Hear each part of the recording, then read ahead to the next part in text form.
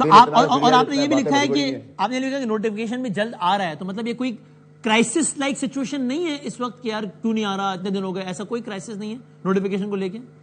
دیکھیں بدامی صاحب، یہ سی ڈی ایف کا نوٹیفیکیشن ہے، سی ڈی ایف، ایف سمجھتے ہیں نا کیا ہے؟ ایف سے فیصل، ایف سے فیلڈ مارشل، ایف سے فورس، ایف سے فرسٹ، اور ایف سے بہت اور چیزیں ہوتی ہیں، نمبر 1۔ تو یہ سی ڈی ایف کا نوٹیفیکیشن تو اپنی پروسیس کے حساب سے، نیا سیکریٹریٹ بننا ہے، رولز اینڈ ریگولیشنز بننے ہیں، اپوائنٹمنٹس ہونی ہیں، آفیسرز کی ہونی ہے، تینوں افواج نے مل کے کولیبریٹ کرنا ہے، اس کی جو چیزیں پہلے کمپلیٹ کرنی چاہیے تھی وہ اس کے بعد کر رہے ہیں، اور پہلی دفعہ یہ عہدہ بن رہا ہے، تو اس میں کوئی بزنس ایز یوزول ہے، کوئی چیف کی اپوائنٹمنٹ نہیں ہے، کوئی کمانڈ کی اپوائنٹمنٹ نہیں ہے، کوئی سیاسی اپوائنٹمنٹ نہیں ہے جس پہ سب اتنے بھیج رہے ہیں۔ میں نے ان کو یہ بھی کہا کہ وہ آ رہی ہے، آ جائے گی، اور رول کر کے اس کو حلق سے نکالنے کی تیاری بھی کر لیں۔ تو میں کس طرح بدامی صاحب گورنمنٹ کا اور اسٹیبلشمنٹ کا سیم پیج، نوٹیفیکیشن بھی ایک پیج پر آئے گا نا، اور اس نوٹیفیکیشن کے پیج کی وجہ سے گورنمنٹ اور فوج کا پیج متاثر تو نہیں ہوا ہے؟ گورنمنٹ اور فوج بالکل ویسے ہی سیم پیج پر ہیں جیسے اس سے پہلے تھے، یا کوئی بیڈ ایئر ہوا ہے؟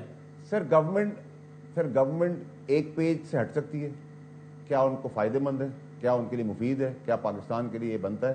ایک پیج ہے، ظاہری بات ہے، گورنمنٹ چاہتی ہے، گورنمنٹ کرے گی، گورنمنٹ کر رہی ہے، اور گورنمنٹ کام کر کے دے گی، اور اس آنر سے میں نے آپ کو اگلے ہفتے سے پہلے ہو جائے گا، شاید 72 گھنٹے میں اسے ہو جائے گا۔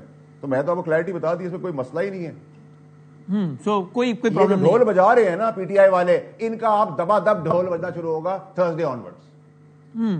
کیونکہ بہت سارے ہمارے جو دوست ہیں ہماری فیلڈ کے، جو کہ نون لیگ کے حوالے سے باخبر سمجھے جاتے ہیں، وہ بھی اس طرح کا تاثر دے رہے تھے اپنی سورسز کی بنیاد پہ کہ as if something is wrong between government and establishment.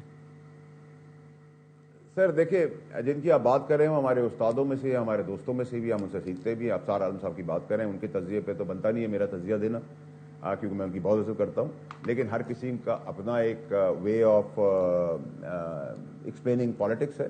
میں ان کی عزت کرتا ہوں رائے کی، لیکن مجھے اس کے اندر کوئی صداقت کا 1% بھی نظر نہیں آتا۔ یہ میری رائے ہے، I agree to dish agri.